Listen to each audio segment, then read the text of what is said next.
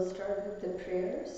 Om Ajnanatimirandasya Gnananjana Shalakaya Chakshuram Militam Yena Tasmai Shri Gurave Namah Shri Chaitanya Manobhishtam Sthapitam Yena Bhutale Swayam Rupa Kadamayam Dadati Svavadantikam Vandeham Shri Gurum Shri Yutavadapanam Shri Gurum Vaishnavamscha Shri Rupam Savajatam Sahagana Raghunatamritam Tam Sajivam Sadvaitam Savadutam Vaijana Sahitam Krishna Chaitanya Devam Shri Radha Krishna Padam Sahagana Lalita Shri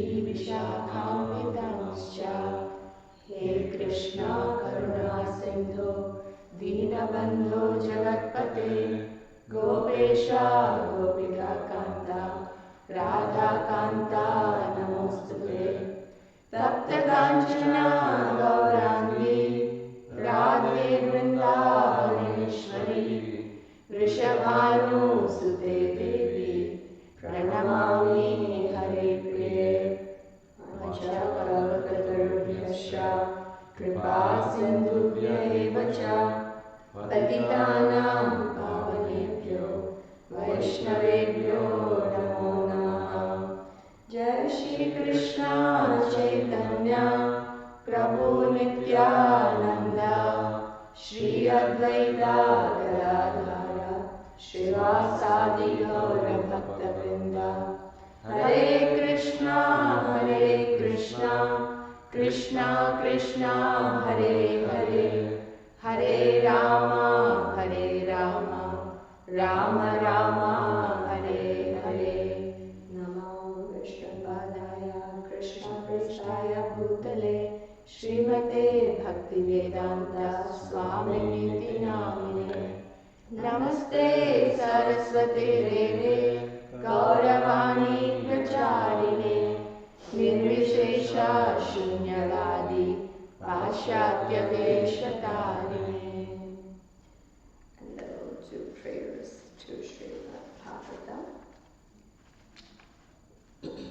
Narayanam Namaskritya Naram Chaiva Narottamam Devim Saraswati Vyasam Tato Jayam Mudiraye Shishoshatadhanasya Vasudeva Katharuchi Shyanmahat Sevaya Vipra Punyatirtha Nishevana Shrimatam Swakatha Krishna Punyashravana Kirtana Hridayantastobhya Bhadrani Vidunoti Shubhatsatam Nashtaprayeshu Bhadreshu Nityam Bhagavata Sevaya Bhagavati Uttamashloke Bhaktir Bhavati Naishtihi Tadarajastamo Bhava Kamalobhadayasche Cheta Etar Anavyadham Sthitam Sattve Prasidati Evam Prasanna Manaso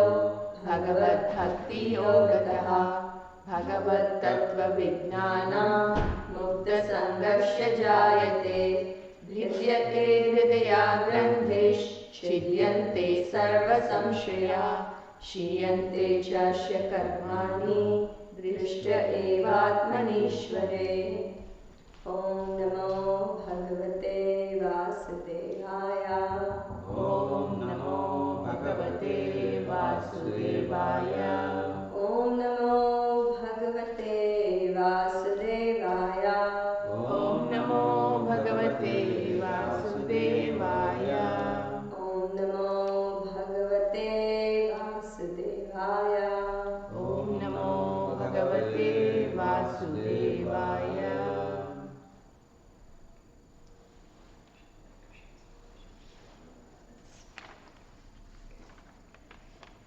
So we're reading from Srimad Bhagavatam, chapter 5, text 12.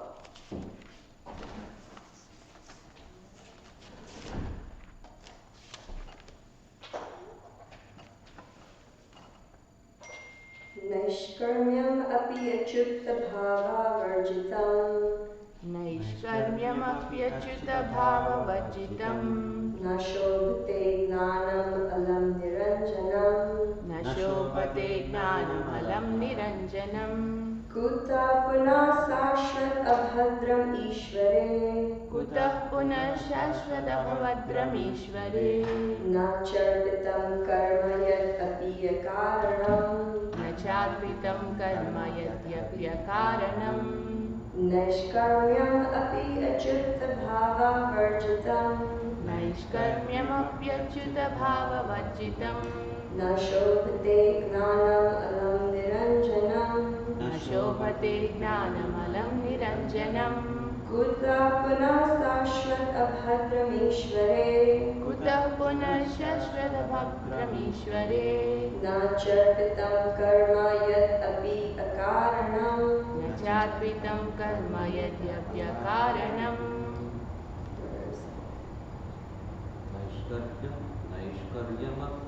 नैष्कर्म्यमप्युच्युतभाववर्जितम् नैष्कर्म्यमप्यच्युतभाववर्जितम् शोभते ज्ञानफलं निर्जनं निरञ्जनम् न शोभते ज्ञानमलं निरञ्जनम् पुनः शाश्वत अभद्रम् ईश्वरे कुतः पुनः शाश्वतभद्रमीश्वरे अचर्पितं कर्म यत्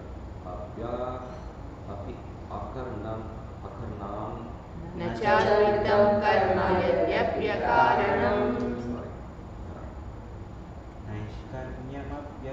नैष्कर्म्यमप्यच्युतभाववर्जितम् नैष्कर्म्यमप्यच्युतभाववर्जितम् न शोभते ज्ञानमलं निरञ्जनम् न शोभते ज्ञानमलं निरञ्जनम् कुतः पुनः शाश्वतभद्रमीश्वरे कुतः पुनः शाश्वतभद्रमीश्वरे न चार्पितं कर्म यद्यप्यकारणम् न चार्पितं कर्म यद्यप्यकारणम् नैष्कर्म्यमप्यच्युतभाववर्जितम् नैष्कर्म्यमप्यच्युतभाववर्जितम् न शोभते ज्ञानमलं निरञ्जनम् न शोभते ज्ञानमलं निरञ्जनम्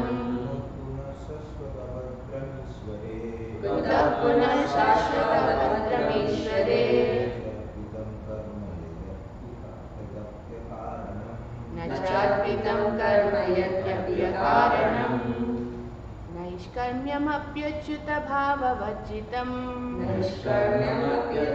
Naishkarmyamapyachyutavavavarjitam. न शोभते ज्ञानमलं निरञ्जनम् न शोभते ज्ञानमलं निरञ्जनम्. कुतः पुनः शाश्वत अभद्रमीश्वरे कुतः पुनः शाश्वतभद्रमीश्वरे. न चार्पितं कर्म यद्यप्यकारणम् न चार्पितं कर्म यदपिकारणम्.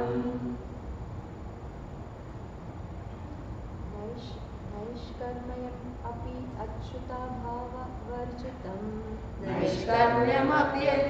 नैष्कर्म्यमप्यच्युतभाववर्जितम् न शोभते ज्ञानम् अलं निरञ्जनम् न शोभते ज्ञानमलं निरञ्जनम् कुतः पुनः शाश्वत अभद्रम् ईश्वरे कुतः पुनः शाश्वत अभद्रमीश्वरे न चार्पितं कर्म यद् अपि अकारणम् न चार्पितं कर्म यद्यप्यकारणम् Naishkarmyam.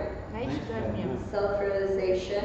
self-realization Being free from the reactions of fruitive work. being free from the reactions of fruitive work Api. Api. In spite of. in spite of Achyuta. Achyuta The infallible Lord. the infallible Lord Bhava. Bhava. Conception. conception Varjitam. Varjitam Devoid of. devoid of Na. na Does not. does not Shobhate. Shobhate. Look well. look well Gnani. Gnanam Transcendental knowledge. transcendental knowledge Alam. Alam By and by. by and by Niranjanam. Niranjanam Free from designations. free from designations Kuta. the Where is. where is Puna. Puna Again. again Sashvat. Shashwat Always. always Abhadram. Abhadram Uncongenial. uncongenial Ishvare, Ishvare, unto the Lord, unto the Lord, na, na, not, not, cha, cha, and arpitam, arpitam, offered, offered, karma, karma, fruitive work, fruitive work, yet api, yet api, what is, what is, akaranam, akaranam, not fruitive. not fruitive. Translation: knowledge of self-realization, even though free from all material affinity, does not look well if devoid of a conception of the infallible God. What then is the use of fruitive activities, which are naturally painful from the very beginning and transient by nature, if they are not utilized for the devotional service of the Lord? Purport by His Divine Grace A.C. Bhaktivedanta Swami Srila Prabhupada. As referred to above, not only ordinary literature devoid of the transcendental glorification of the Lord are condemned, but also Vedic literatures and speculation on the subject of impersonal Brahman when they're devoid of devotional service. When speculation on the impersonal Brahman is condemned on the above ground, then what to speak of ordinary fruitive work, which is not meant to fulfill the aim of devotional service? Such speculative knowledge and fruitive work cannot lead one to the goal of perfection. Fruitive work in which almost all people in general are engaged is always painful, either in the beginning or at the end. It can be fruitful only when made subservient to the devotional service of the Lord. In the Bhagavad Gita, also it is confirmed that the result of such fruitive work may be offered for the service of the Lord. Otherwise, it leads to material bondage.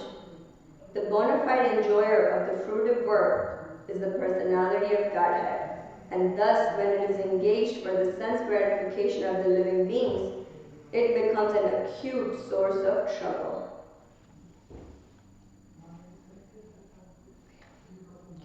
I'm seeking all of your Vaishnava's blessings and mercy that may I speak something useful. So this section is about Narada's response to Vyasadev's inquiry, that why after writing all these Vedas, doing so much monumental work, he's still feeling dissatisfied.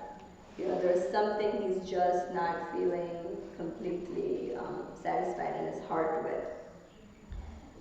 You know, as we all know, that Vyasadeva is a literary incarnation, and he wrote the Vedas, the Puranas, the Mahabharata, Itihasas. But in all of that, the main focus is Dharma, Artha, Kama, and Moksha. Those are the four that he described in order for somebody to bring somebody to a self-realization. And in this, that is the general view of the public, you know, as we all see. And Narada is telling him that that is what people think, and that you have endorsed it by writing this literature. Then he's going to give him, you know, why and what the solution is in upcoming verses. So these previous two verses are also very important in this matter. He's describing about different types of literatures and what they can do to the people. So in the verse 10, he gives a very strong criticism. He says that, you know, those words that don't describe glories of the Lord, they're like, that literature is like a pilgrimage for crows. So even if it's ornamented very nicely, it's very decorated, you know, it's elaborately described, but because the subject matter in all of that literature is sense gratification. That's what is the subject matter is. So we can, and all that, you know, even if you described it, it will not bring satisfaction to you or the people. And verse 11 is also very important, which we discussed yesterday. That and Prabhupada has put that verse in every preface of Srimad Bhagavatam because it's such an important verse that people, or we should, and people should know about it. And so in that he says the contrary for the literature that describes the transcendental glories of the Lord's pastimes, name, form, qualities. That literature, even if it's not perfectly composed, it can bring about a revolution in the heart of the reader. And that is what's worth describing and reading. And as we can see, the whole civilization is so misdirected. So it can bring about the revolution in he says, in impious lives of the world's misdirected civilization. So now the verse 12, this one, is following these two. And the subject matter is still literature, but is describing a little bit further about the impersonal Brahman and what is its position. So in here it says that even Nishkarmya, so even if it's without the Nishkarmya, it is self-realization, being freed from the reactions of fruitive work. So even if it's without the intention of fruitive activity, the literature that's written for the sake of liberation, which is devoid of glorification of the infallible Lord, Narada Muni is saying is nashobhate. It does not look well. So it's a very, polite way he's saying it's not good. What you have written is not good, if it's not glorifying the Lord. And he's saying basically it's wrong in one sense. So, as we can see in the writing, if they're saying that, karma kanda he's saying is not good. And now he's saying gnana kanda, the impersonal realization, is also not good. So then, what is left, or what is there to be done that also has to be given to, or should be also described. So that's what the Srimad Bhagavatam gives us, that fifth element, in one sense. So Vedas are meant to, describe, to gradually bring us, through revelation, to elevate us from dharma, artha, kama, moksha, all the way to liberation. But Srimad Bhagavatam is this fifth stage, which is the unalloyed devotion to the Supreme Lord. So Narada is telling, or will tell Vyasadeva, that just do this one that you have missed. And that is the source of your dissatisfaction. So if you do this, then you can, then you can feel satisfied with your work.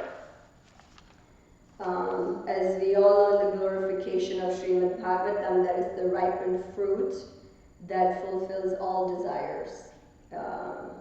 It's called Nigama Kalpataru Galitam Phalam.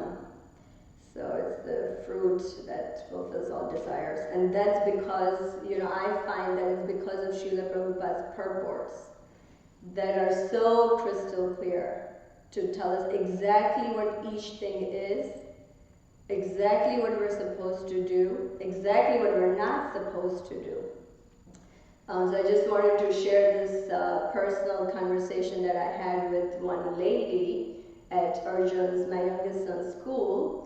She's following some path, and I know exactly what path that is because as I was searching, for myself what I wanted to follow, I had ended up there. So it's an impersonal path. But her and I sometimes, when we drop the kids, we talk to each other and we share what she follows, I share what I follow. And one time we were having this conversation about karma, vikarma, and akarma. And in there they say, oh yeah, we call it nekarma. That means not accruing any karma. And she said, but how do you do that? She said, I've been following this for over 10 years, and she was like, I don't think I have the answer. So I started briefly describing to her, whatever little I know. But I realized there's such a strong conception of this impersonal. So I was just telling her that whatever activity we do, we offer it to Krishna, and then that gives us freedom from this bondage of we're not accruing. And she's like, well, can you give me an example? And I said, okay, sure. I said, let's say taking care of your children. These souls are given to you, and you do that as a service to the Lord. She's like, yeah, they're part and parcel. And I said, because they're part and parcel of the Lord. And she said, oh yeah, they're part and parcel of the Lord. They're tiny gods. And I said, no, they're not tiny gods. I said, no, we're not tiny gods, we're servants. And she's like, no, we're part of the gods, so we're tiny gods. And I said, okay, I think this conversation needs to end right here. So, I realized after having this conversation with her that, Srila Prabhupada has made things like so crystal clear for us that we don't have to do any guesswork what we're supposed to do. So that's something, I've encountered that I want to share. So that in the verse, it's, further describing that if impersonal Brahman is not good, then what to speak of karmic or fruitive activities, which basically means that we earn something and then we use it for our own sense gratification. So in purport is describing, purport and translation is saying that they're naturally painful, and the purport Prabhupada is saying that either in the beginning or at the end. So we have to, I was thinking, what does Prabhupada mean by beginning and at the end? In the beginning or in the meantime, we can see. So we can see that in the material pursuit, any endeavor we do, there is always, it's full of misery in a sense. There is always some fear, some anxiety. Am I going to get this? Will I find this? And then we're constantly having that fear and anxiety. Once we get it, then again the fear is there. What if I lose it? What if it's not to my satisfaction?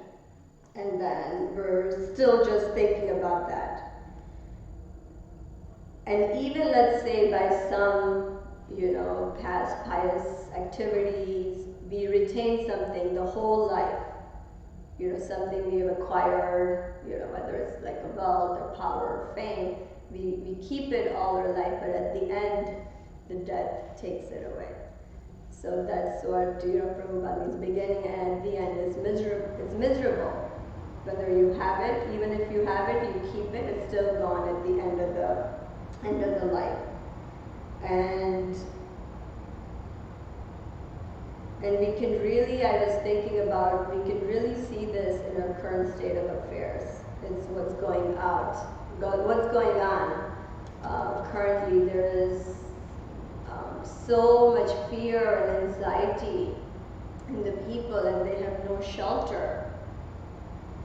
So they're really, become like inhumane, almost like animalistic. They're fighting for toilet papers. It's like, where is the priority? So we can, see it now, but we can see it through the eyes of the scriptures when Prabhupada is saying that this material pursuit, even if it's just a little bit, your toilet paper is taken and you're shaken. I mean, how could, it's just mind-boggling to me, so.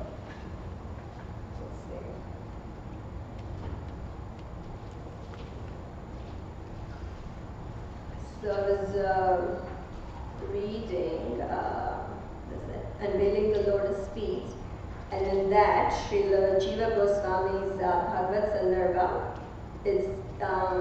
there is two reasons that are given that why Bhagavatam has really manifest. So the first one, he says, is that to show that mere knowledge of Brahman is insufficient to satisfy the soul.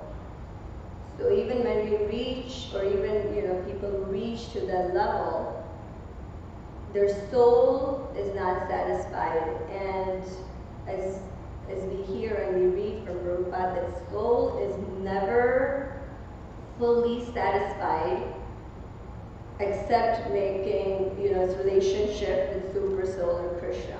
So that is the only way the soul is able to feel full satisfaction, full bliss, when it's connected to its source.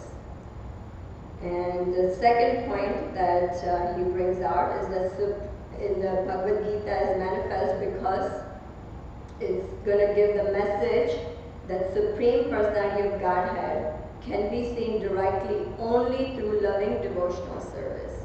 So which I thought was very connected to this, where the impersonal Brahman is, Narada Muni is saying it does not look good. So furthermore, Narada Muni is telling Vyasadeva that not only that words are important, but without bhakti, it has no meaning. Even it's an impersonal Brahman, then what to speak of fruitive activities? So even people who get to the liberated platform of Brahman, they still fall down again. And that is because of their ignorance. Their ignorance that they have in their heart, it doesn't get destroyed. And that ignorance is described as they think the Lord is material. And that is their ignorance, that even though reaching that stage is not fully destroyed, and because of that, they still fall down again. And then they come back again to this material life. As we have heard, that root cause of all our sufferance is ignorance. Even we hear that often. So it's the only through process of bhakti that this ignorance will get destroyed. And so the instructions for us are very clear as to take up this process of devotional service. That is the only way that we're going to be able to make connection with Krishna and to reach perfection. Oh wait, I missed something. Where is it? Oh yeah, sorry. I'm going to come back to this point. I realized I missed it, but I think it's important. So as I was describing about how the material pursuit is painful in the beginning or at the end, if we compare that with our spiritual life, it's very blissful in the beginning and it's also very blissful at the end. So the process that Srila Prabhupada has given us, chanting, dancing, feasting, when we all do that, do we feel miserable? No. Like even if we're having, sometimes a bad day or, we're not feeling so enthusiastic, we just go sit in a kirtan or we hear a nice class or we, hear Srila Prabhupada's lecture, it takes away those feelings. So even while we're doing it, it's blissful, it's happy. And even at the end, we reach the perfection of being with Krishna, it's all blissful.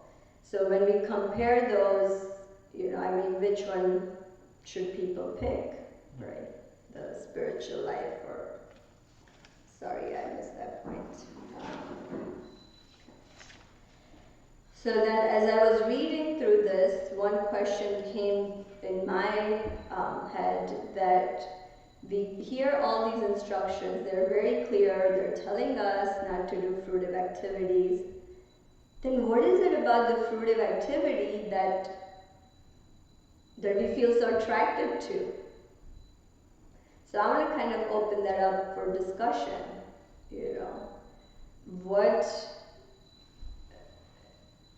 Yeah, I was just wondering, what is it about these fruitive activities? Like all this is, theoretically this makes sense, but when it comes to the application point, what is it about these fruitive activities that are like, yeah, this is what I want to do? Why we just stay so bound up by them? You already gave an example that person has a box of toilet paper, but they want to go for another. Make sure that you know what, I want one more. Yeah. Today I saw an article in Yahoo saying one family, one guy collected 1,770 sanitizers because he went all the way everywhere to collect, and then so that he can store and then sell it in eBay and Amazon. So what is that basically? It's greed. Greed, yes. So the fruity activities means more you do, more you get, more you do. Yes. It's just basically business. Business, right. So that's what every living entity here, for all of us especially, that's what the society of crows is. That was I spoke about, and I realized that why is this? Because we are very attracted to that business. What I get. Yeah, what I get, right. And then even more and more, even we might go to elevate to the high planetary, there also you'll get more enjoyment. Basically more enjoyment, more sense gratification, more extended sense gratification. That's what we are thinking. That's why we are so much attracted. But we don't know the end results. That's why we are. Okay. So just more sense gratification, what I can get. So what's in it for me? Yeah. Any other thoughts?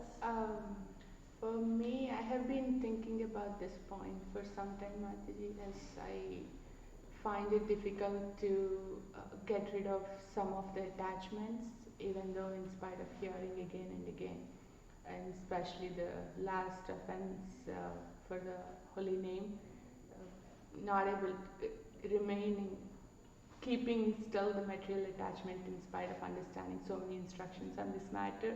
So it used to that pinprick used to be there. I have been reflecting on this.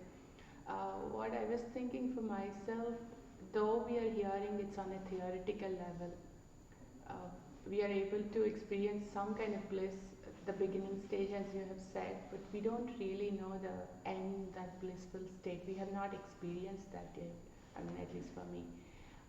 But on the other hand, these fruitive activities, even though it's temporary, I have been used to it, not only this life, many, many lifetimes. So I know I do this much and I get this much. Even though I know it's going to go away, I'll do it again, one more activity or different way. I was thinking about some kind of looking for deals or whatever. It's a kind of attachment that I've been working on, but not yet successful. So I contemplate on buying something, and I look for a deal and everything done. So I spend some time researching. I'll finally end up buying, even though I'm not fully satisfied, saying, okay, I just want to be done with it. That's it. But the problem is something else comes up. I say I'm done with this. No, because it's like I'm so used to that. It's so difficult to stop that. But as you're sharing, hearing these messages again and again, that knowledge is helping. This is not the real, and then seeing through the Shastra, like it's helping to little bit by little bit to come. Yeah. So I was thinking the same thing. It's our experiences and it's the cause and effect that we can see it. If I do this, I'll get this. Where in spiritual life, it's very subtle. It's not tangible. These are tangible results that we get. We can see it, we can feel it, we can experience it. So that was one of the points I thought too. Yeah. Hare Krishna. Hare Krishna. For that question, I think I have a multi-point answer. Yeah. First reason why for us we become attached to the fruity work is because of our ignorance of our relationship with Lord. So we don't have a higher taste. So it is something like a beggar who is who hasn't eaten for so many days, and if he is given an option of dry chapati and a full plate of Mahaprasad, obviously he will choose Mahaprasad. But imagine if he is blind and he is able to touch only dry chapati, he will think this is all it is. So he will simply pick that. So we are ignorant of that Mahaprasad totally. Yes. So we don't know what it feels like having a direct relationship with Lord, direct relationship with a pure devotee. So we don't have any experience of it. But the taste of dry chapati has been there for so many lifetimes. And we feel this is all it is. I mean, we don't need anything else. I am so satisfied with this. Yes. And I think that is the first point, that ignorance of our relationship with Lord, or the experience of our relationship, being ignorant of that. And second thing, as you all are mentioning, that fruitive work somehow gives immediate pleasures, which are, as you said, very tangible for us immediately. And we keep thinking that because we also have this conception that we are the body, we are not the soul, and whatever gives pleasure to the body, we feel, yeah, this is good, let me do it again, let me do it again. But the problem is it doesn't last for a long time, and we don't have experience of long-term happiness. And that is why we feel, okay, this is how life is, and everyone is living like this. So what is the problem if I also live like that? Yes. So that is like a herd mentality. And we don't think beyond that. So that is the second point. And maybe the third point why we are attached to fruitive work, or why we find pleasure in doing fruitive work, is because we rarely get to see people who are experiencing Krishna directly. They are rarely present in this material world. Few of them, maybe handful of them, and even if we see them with a vision of, okay, what am I going to get out of him, rather than seeing how he is living. And when we person like Shukadeva Goswami, he is not even wearing clothes. If he is a person in our day and age, people would consider him like a madman. Even in those days, it was like that. Children were throwing stones at him and all that. Although we have a handful of examples who are living a life of experiencing God, we still simply think that this is not practical for me. So that is why what is the better alternative is, live like everyone else. We have fruitive activities, let me enjoy this life, not thinking about what is happening in future. And we don't have that long-term vision. This is like Arambhya Amritamiva, Parinama Vishamiva. It is going to turn poisonous at the end. That we don't know. We think, now I am happy, let me be happy. Like I like to give that example of a goat which is standing in the line of a butcher shop. So the goat is thinking, now I have grass, let me be happy. The next goat is already taken inside and butchered, but still this goat is thinking, now I am happy, I am getting a green grass. So at least humans won't do that, but unfortunately at a subtle level we are all doing that actually. Same thing. Yes. Don't show that. We just don't show it, right? Yeah, that is my understanding. Yeah, thank you for this.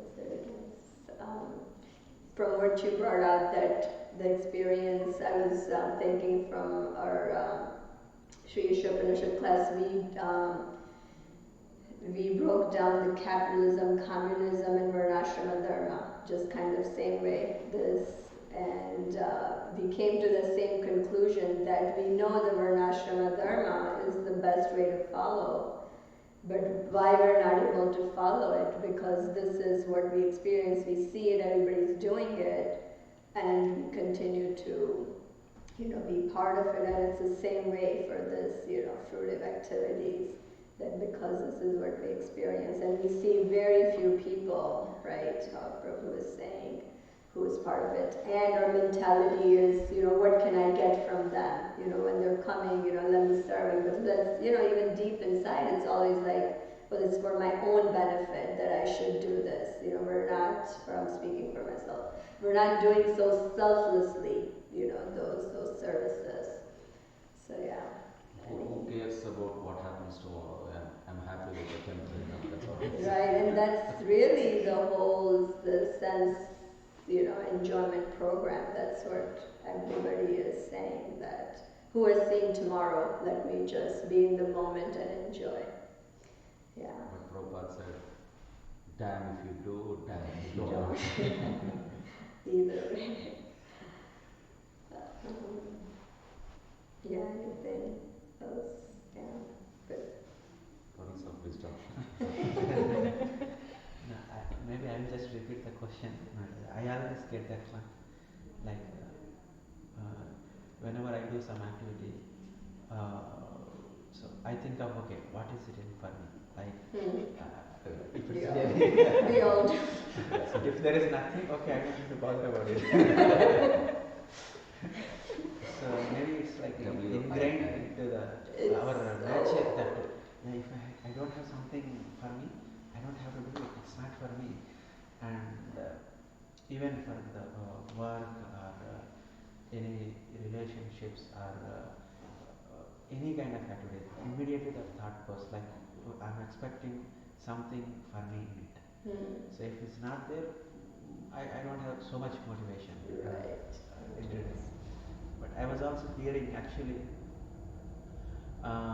it's not my realization but theory part, is that so in a way we call that kind of nature, that ingrained is the selfishness, right? So Yes. we are selfish to get the benefit.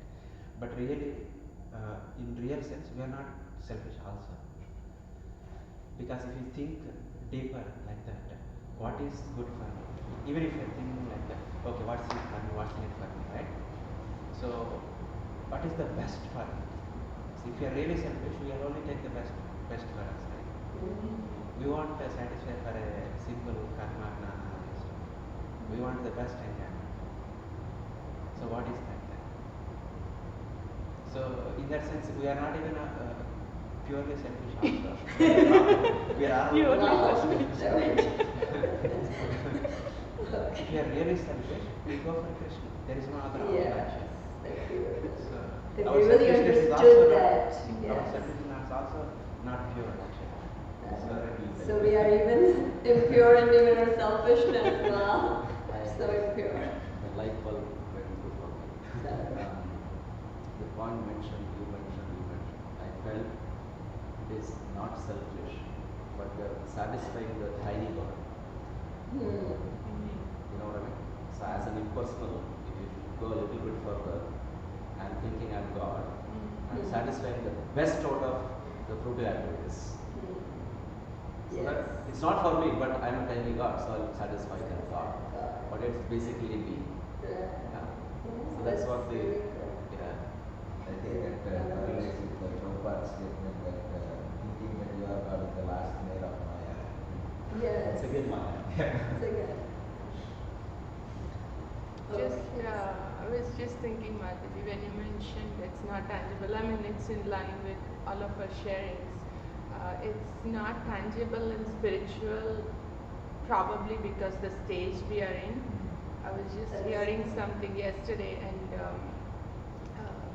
there was this description about Vishwanath Chakravarti Thakura and like Srinivas Acharya and these devotees.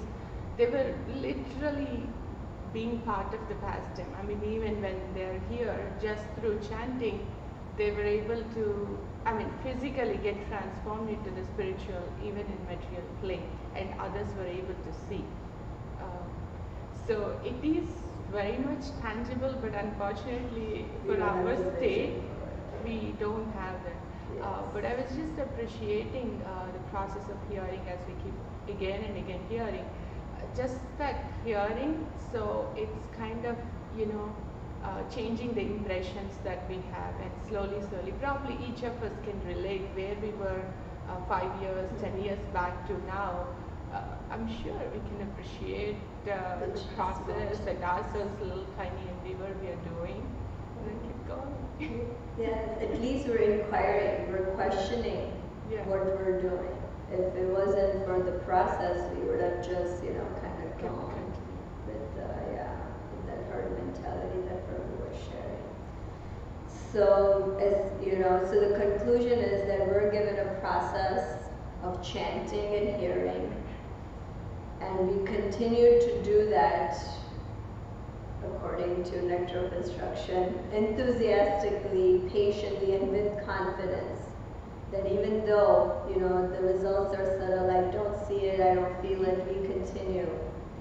And Krishna will take us to him one day. Hare Krishna. I just want to add what Prabhupada said when on the Jagadita. That was really touching. There was one lecture, very slow. I was thinking, I don't know how long I want to be in that lecture or not. No. It went almost an hour recently. Then one point came out of it. That's why we should not, whether this person speaks, that person speaks, doesn't matter. It's Prabhupada, it's basically that's why the value for Vasas is. Then I realized, he said, Prabhupada on the Jagadutta, he prayed Krishna that he's saying, I don't have knowledge, I don't have devotion, but I have faith in you, Krishna. Think about it.